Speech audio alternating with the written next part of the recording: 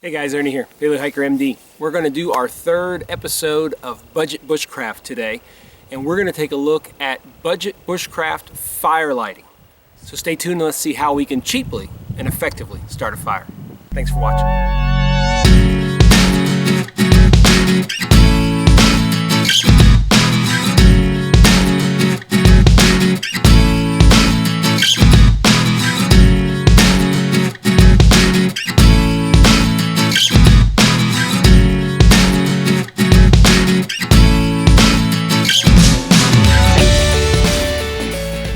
Okay, so I've recently been reading Dave Canterbury's books about bushcraft, bushcraft essentials and advanced bushcraft. And he looks at fire lighting four main things. And we're going to look at those four main things and how to be able to get those for a reasonable price. In fact, fire lighting is one of the best things you can practice because the things you need to make a fire are really inexpensive. So let's look at the four things that Dave Canterbury talks about and the examples that I have on how you can get them cheaply. Guys, so let's take a look at those four things that we can use cheaply to start a fire for bushcraft. Let's go over here. I have them kind of all lined up here on my log. First is a good old-fashioned Bic lighter. Can't get much simpler than that. They are time tested. They work really well. They'll cost you, $1.50 for a full-size one. Well worth the money. Don't have to complicate things. Bic lighter. Number two is a ferro rod. I've got quite a few to choose from here. There's four here. I have quite a few more. These two over here, this is one that I purchased from Nathan4071. I'll leave you guys a link down below to his channel as well to his eBay channel. If y'all want the best ferro rods you can get, if you search around the internet, if you search around YouTube, you'll get almost everybody saying that Nathan's ferro rods are the best. And I agree 100%. This is one I purchased from him that he sent. Actually, I purchased this one from him and put it in my own fatwood handle. And then I made a trade for him for this super large one. And he sent that along with this striker. For some reason I have that one together. And then I made my own striker over here as well with a fatwood handle. Both of those are tremendous. I think you can get these, don't quote me, but certainly less than $20 for the monster ferro rod. And then the Super Monster is about $40, but that thing will last forever. This is the Ultimate Survival Technologies Strike Force. I've done a video on this. It's a very nice survival ferro rod. It has a place on the top to keep some tinder, like cotton balls. I have a full video on that comparing it to the Bear Grylls ferro rod, and I'll put a link to that below as well. And then this is an absolute, I would call El Cheapo type Amazon $2 ferro rod. Works just fine.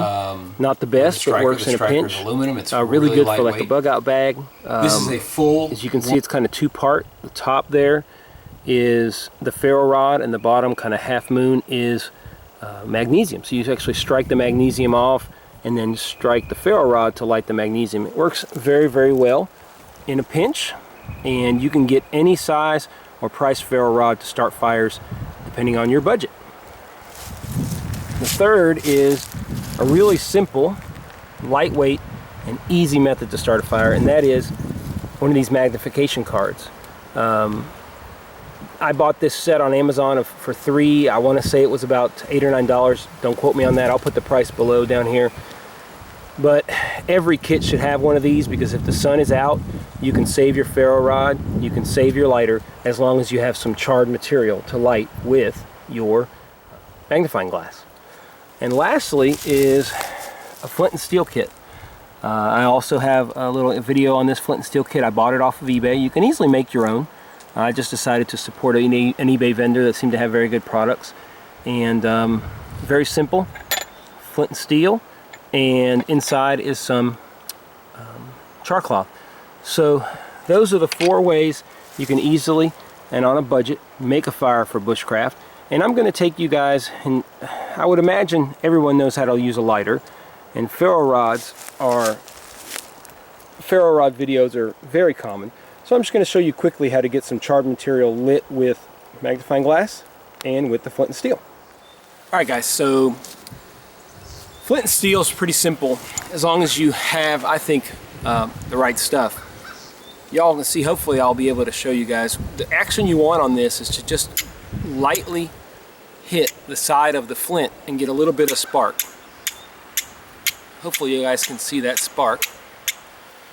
And the way I liked a piece of charred material, I do prefer charred cloth. And I will tell you guys, I'm not going to start a fire with this charred cloth, but I do have a stream right behind me, so this will be going in there when I'm done. So I just kind of fold the charred cloth over and put it right up on the edge right there. You see it? And then just a striking motion. I move it back a little bit. And just like that, you guys can see that you get an ember. Here comes the wind. Let me move this, throw this away. So that piece of charred cloth totally blew away to the other side, so I had to go get it and put it out. Okay guys, the sun is peeking out, so let's take advantage and try to get a light piece of charred cloth lit with the magnifying glass. Alright guys, this is really simple to do. But you literally just focus.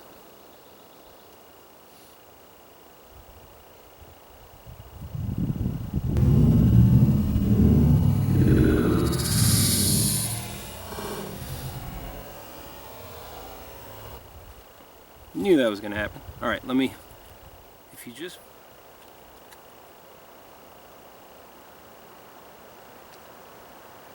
So there we go guys, y'all see some smoke.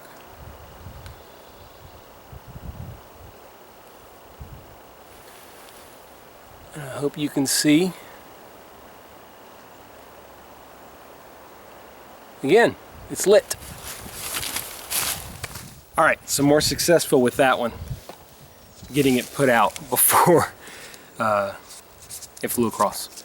So that's how easy it is with a little bit of light to make a fire with one of these simple and inexpensive and very lightweight cards. Alright guys, so that's a look at Budget Bushcraft episode number 3, fire making. I hope you guys learned a little bit today. The actual components of what you need to make a fire for bushcraft are very simple and very inexpensive. In a lot of ways, if there's one thing you're looking at getting better at for bushcrafting and you don't have a lot of money, I think starting a fire and learning to process wood, which you can do mainly with your hands, you can collect tinder with your hands, and you can light most of that stuff with a simple lighter, or if you want to get a little bit more fun, a ferro rod, or one of the other two things we looked at, the magnifying glass and the flint and steel. I think that you don't want to put up barriers to you practicing bushcraft just because you have budgetary restraints. I would certainly say get out there, just do the best you can and have fun with it, and I think that you'll be very glad you did. Thanks for watching guys. I look forward to doing more of these Budget Bushcraft episodes in the next couple of months. I'm just spacing them out as I feel ready to do the next one. I go ahead and put it out, so I really appreciate you guys being patient. I have been able to put out pretty decent videos even though we're moving, but soon we'll be able to occupy our new house, and maybe we'll give you guys a little tour around the property. So like, comment, subscribe, share on social media. I do ask you guys, like those videos. They make a big difference for me and for the channel. And subscribe if you have not. I appreciate you guys watching. Hope this was informative, and stay tuned for more Budget Bushcraft episodes coming up on Paleo Hiker MD.